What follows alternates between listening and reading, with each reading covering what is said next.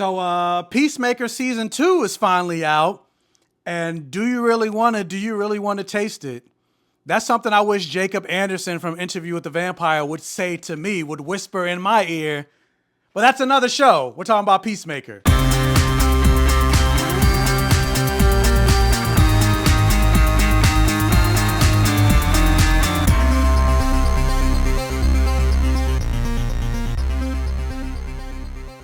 And welcome to my Safe Gayven, everybody. Thank you guys so much for clicking on another video and joining me here on the BlackGayComicGeek channel. Guys, I've missed you. It's been a while since I've last recorded a review. Granted, I have been posting like shorts, YouTube shorts here on the channel, but in terms of like a full review, last full review I did was the Fantastic Four, which was pretty much a month ago. I definitely been slacking a little bit. I'm so sorry, but yeah, I just started a new job. To give you a little behind the scenes, BlackGayComicGeek behind the scenes. I just started a new job like 3 months ago, and after I get off of work, especially after being unemployed for like 7-8 months, like after I get off of work, I just want to get into bed, play some Fortnite, jerk off, and go to sleep. So like I just haven't been motivated to really make any type of reviews. Like I saw Together maybe like 3 weeks ago, haven't reviewed it, even though I had the intention in my mind. I'm like, okay, I'm gonna review Together. I watched the first 4 episodes of Wednesday, haven't reviewed it. I haven't seen Weapons yet, but I'm like, you know what? I got invited to the red carpet world premiere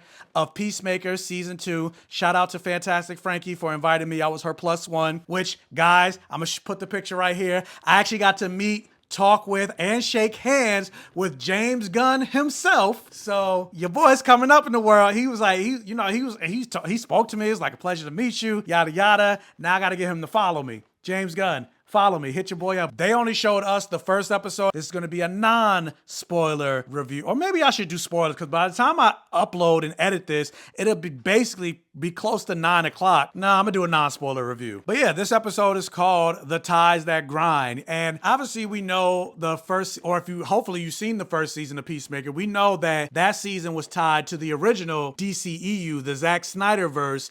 You saw the Justice League show up at the end. And James Gunn has created a new podcast, like the Peacemaker podcast, where he goes through and breaks down each and every single episode of season 1, which if you haven't been watching like the DC Studios podcast, I definitely recommend checking that out. My friend, Fantastic Frankie, who I've had on the show plenty of times and who I will have on the show plenty of times in the future. She is one of the main hosts of the DC Studios podcast. It comes out every other Friday. They interview cast and crew of like Superman. They talk about DC in general. They also are talking about Peacemaker, but James Gunn also has his own separate Peacemaker podcast where he's also talking about like what's canon, what's not canon, and just talking about Peacemaker in general. So I definitely recommend checking that out. And we find out like this show is now being integrated into the new DCU. And based on this first episode, they kind of address that whole Justice League moment and things like that. Well, not address it, but they kind of clean up how that episode ended to connect it into this new version of the DC, not the DCEU, but now the DCU. And with that said, like when you think about the opening credits, the moment of the first season where it's like, it gets you hype, it's fun, you know, they're dancing, it's a little awkward because, you know, you got a bunch of white people and they're moving like they can't. Good, I'm not saying all white people can. There are white people that can dance better than me. I can't dance. So but they're moving, you know, the stereotype of like can't clap on beat, like that's how they move. But that's also the kind of the point. Like it's supposed to be awkward, but it's also supposed to be fun. Like, do you really want to taste that?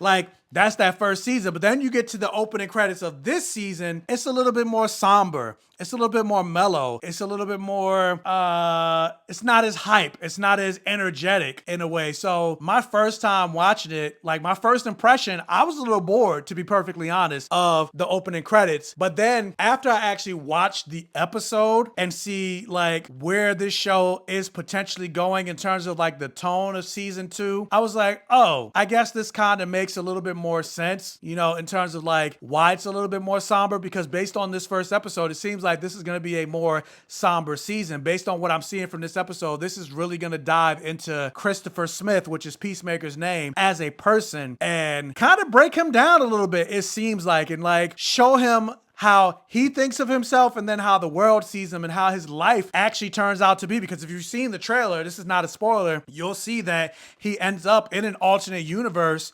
where he is looked at as a hero. That version of Christopher Smith, that version of Peacemaker, has a great life compared to our Peacemaker. And so seeing the difference between the two versions of Peacemaker and how that's going to play out, that's what we saw in the trailer. So again, non-spoiler, but since it was in the trailer, I can talk about it. So that's kind of the story that we're going with and the start of that from this first episode. And then also, like, this first episode, I will say, was a little bit slow for me. And granted, it's just the first episode, but part of it is because there's a lot of table setting, especially getting the fact that we're starting this version of Peacemaker in a brand new universe. And so reestablishing that. And then of course, also being that it's been so long, what was it, been like 2-3 years since season 2 of Peacemaker? They're also recatching you up in terms of everything that's happened. And then also being that, because in the former Peacemaker universe, there was no Rick Flag Sr. So also seeing Frank Grillo show up as Rick Flag Sr., which we also know him from Creature Commandos. He was also in the Superman movie, and now he's showing up in Peacemaker. So that synergy and connection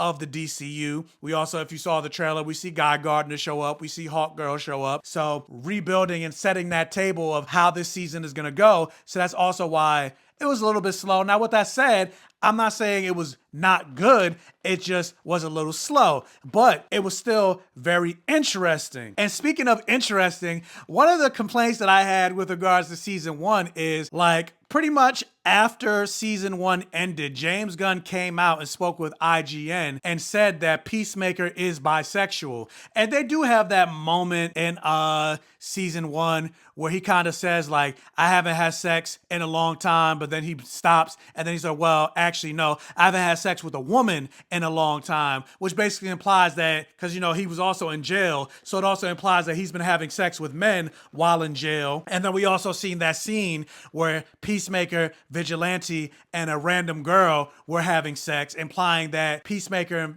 I mean, granted, maybe Peacemaker and Vigilante did each other, or maybe they just shared the girl, but basically there were hints that Peacemaker might be bisexual. Also, that fight that he had with his father at the end kind of hinted and said that Peacemaker is also bisexual, and then James Gunn confirmed that yes, Peacemaker is indeed bisexual. And I had a problem with that because I'm just like, we haven't really, the small little subtexty moments, but as I always say, I'm tired of subtext. I want fucking text. Well, in this episode, you get the fucking text that Peacemaker is very much bisexual, and I did appreciate that. But if you know my channel, if you've been following my channel for any length of time, you already know what I'm about to say. Say it with me. It wasn't gay enough for me. Now, with that said, like I said, I appreciate that they went more explicit in a sense of showing that no, Peacemaker is bisexual. But at the end of the day, the reason I say it wasn't gay enough for me is because we know his main love interest, because you even see it from last season, he wants hardcore, a cisgender woman. So that's going to be where the main crux of his attractions and everything like that go. And it's like, I want to see more of the bisexuality. I want to see him in, like, yeah, he has feelings for hardcore, but guess what? Maybe he's having sex with Vigilante on the side or something like that. I don't know. Not necessarily in like a cheating way, because they're not together, him and hardcore. But like, when it comes to queer representation, I just want to see some queer representation. A lot of times, like, they'll say a character's bisexual, but then we'll have them in a heteronormative relationship, like they did with Loki. Oh yeah, Loki likes men, but the only time we see him have any type of attractions is with Sylvie, a woman. Like, they do that a lot of times. So I'm not going to go down the list and name the characters of like, oh yeah, this character's bisexual, but we're going to constantly only have them in a heteronormative relationship. And one thing I will say, because every time I bring this up, I get a lot of backlash, or not a lot of backlash, but I get 1 or 2 people in the comments of saying, just because a person is in a heterosexual relationship doesn't make them any less bisexual. Yes, in real life. We're not talking about real life. We're talking about a fictional narrative that somebody wrote and has made plans for and depicted, and they made the choice to put a person in a heteronormative relationship, which is time and time again seen as the norm. So if you're gonna create a story and have a bisexual person for representation's sake and for normalization's sake, for narrative's sake, it's more important to see more queer relationships, whether you are bisexual or not. So that's my little soapbox. That's something I had to say. Now let's get back to Peacemaker, which it's still I never stopped talking about Peacemaker, but yeah, let's get back. But yeah, they fully go in on the whole DCU thing. Like there's references to Lex Luthor, of course, like I mentioned, Guy Gardner, Maxwell Lord, Hawkgirl, the Justice Gang, all that stuff are all referenced while still making sure that everything that happened in season 1, with the exception of like the Justice League showing up, all played a part in where we are in season 2. But then also, if you've seen the Superman movie, the whole like dimensional travel, all that stuff that Lex Luthor had, Peacemaker obviously also has access to, because if you saw season 1, you saw like his father's no longer with us. He unalived his father, and his father had that whole dimensional portal rift or whatever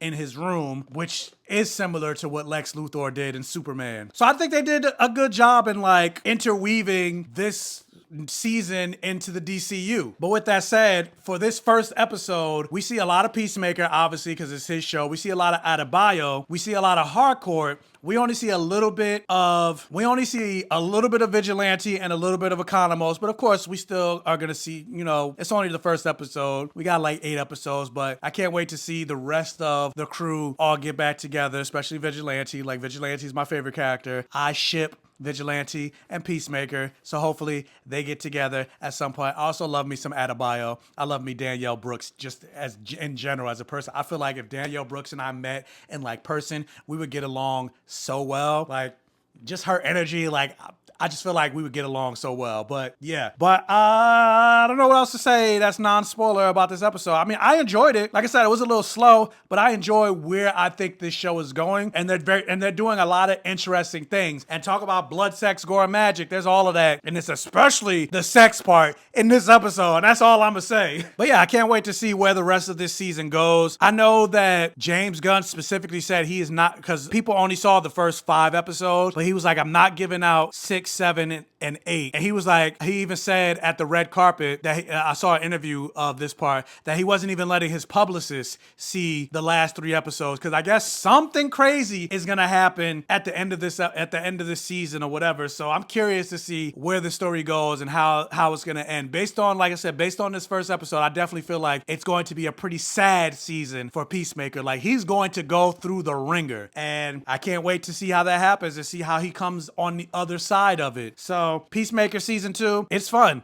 I recommend it. Can't wait to see what happens with the rest. So with that said, have you guys watched Peacemaker season 1? Are you excited to see Peacemaker season 2? After you watch Peacemaker season 2, let me know all of your thoughts about that first episode in the comment section below. Like, share, comment, interact on this video for the all gay rhythm. If this is one of your first time checking out one of my videos, hopefully check out the other videos on my channel. Tell your friends, families, and neighbors about my channel to help me continue to grow. Hit that bell notification button so you're alerted every single time I post a new video. I'm gonna make sure to go back to being more consistent. I've been consistent for the last 6 years, but you know, sometimes shit happens.